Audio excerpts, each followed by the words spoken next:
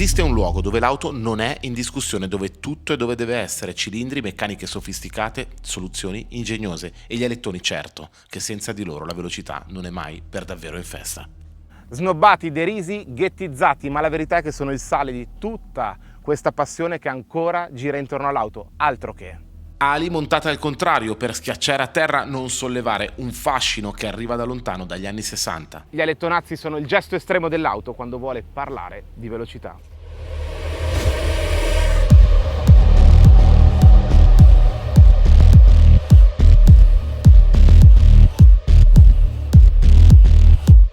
Queste auto sono rappresentative del paradosso che sta vivendo il mondo dell'auto. Da un lato c'è una crisi di chip, identità e voglia di auto nuove. Dall'altro Lamborghini, Porsche e Mercedes scodellano modelli come questi, auto nate per o dalle competizioni e messe a punto per farti divertire in pista, oggetti complessi e straordinariamente evoluti. Oh yeah, whoa. Look, they can never keep me down, I'm going. And if I ever fail, just know I'll go again. I never quit, cause I know that every loss may lead to another win. I'm going up. 6, 8, 10 cilindri, dietro, davanti, in mezzo. Qui c'è tutto lo scibile dell'architettura meccanica. Strade diverse per un unico fine, la prestazione. Sei ne ha lei e dietro, stessa forma da sempre, un'icona. 510 cavalli, è la meno potente, ma questo non vuol dire niente. GT3 settima generazione ha fatto un grande salto in avanti grazie a telaio e aerodinamica. E in un certo senso 22 anni fa è partito tutto da lei. Ma questo lo vedremo dopo.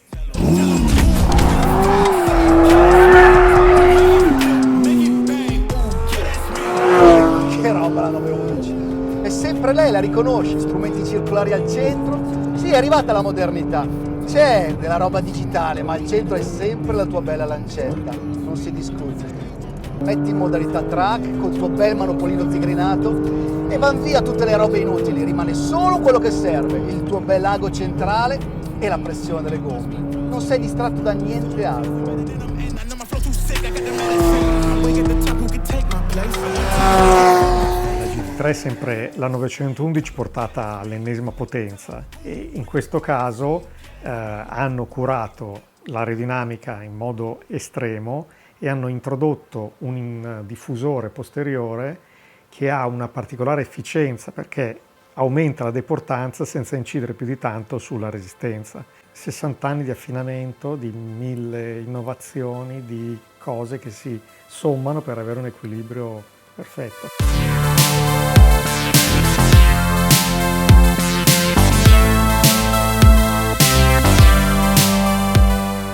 E ancora oggi una 911 per essere al top deve avere le ruote sterzanti posteriori perché nonostante tutta l'elettronica, le sospensioni sofisticate eccetera eccetera, il fatto di avere il motore fuori bordo è l'esatto contrario del motore centrale, no? Quindi il motore centrale è vicino alla massa e vicino all'asse di imbardata e quindi c'hai poco peso fuori dall'asse di rotazione e quindi giri facile e senza inerzie. Questa invece ce l'ha tutta dietro, tutto fuori dalle ruote ed è tendenzialmente sovrasterzante di natura. Per contrastare questa cosa devi lavorare sull'aerodinamica, sulla sospensione e l'ultima ciliegina sulla torta che puoi avere e che ce l'hai sulle 911 a seconda richiesta di serie, secondo i modelli, è il retrotreno con la sterzatura automatica che ti consente di contrastare ancora di più questo effetto.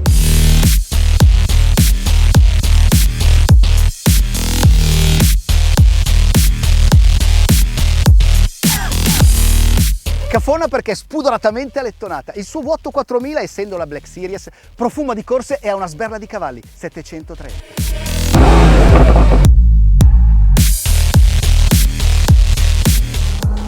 La promessa è quella di essere la più veloce di tutte, l'arsenale in ballo è spaventoso, ma il cronometro ci dirà come stanno le cose.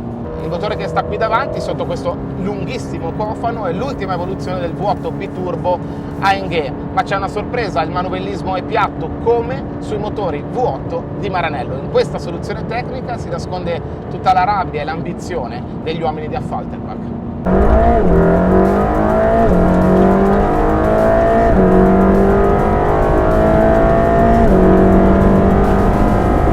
La Black Series praticamente è la versione da strada della macchina da corsa.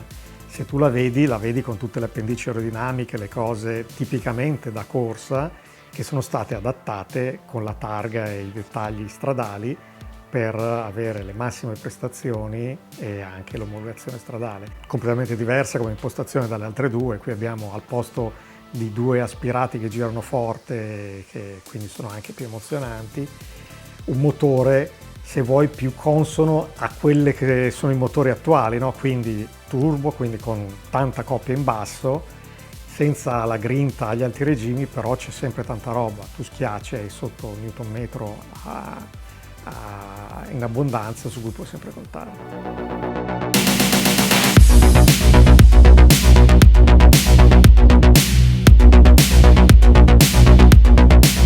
Tutta l'esperienza racing di Lamborghini è qui dentro, radicale, estrema, agli occhi ma non solo. Il suo body kit è quello delle auto da corsa vere, così come i freni. 10 cilindri centrali per 640 cavalli, che urlano come non mai perché aspirati.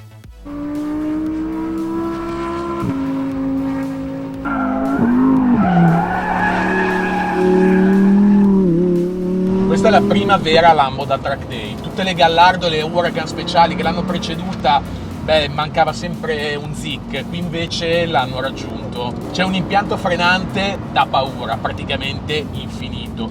E poi tutto questo body kit aerodinamico in carbonio ha un bilanciamento che è pazzesco, quindi la promessa generale è una costanza di rendimento in pista tremenda. Ma si potrebbe dire la macchina da corsa faccia per l'uomo comune, esageriamo, nel senso che è indirizzata ai gentleman driver, cioè a piloti che hanno sicuramente delle doti di guida ma non sono dei professionisti, e pertanto gli hanno dato una messa a punto che è diciamo un pelino sotto l'estremo, il limite, ma più facile da gestire. Per dirne una, i pneumatici non sono pensati per essere lo sparo da qualifica, da giro, che durano quell'attimo a 1000. Hanno le prestazioni non al top estremo, ma estremamente costanti. E quindi tu ci puoi sempre contare. Così come i freni, che sono super potenti e super resistenti, per cui se quando uno è in difficoltà, che magari sai, entri troppo forte, sei in difficoltà, ti attacchi ai freni e ci puoi sempre contare e sei sicuro di portare a casa la pelle.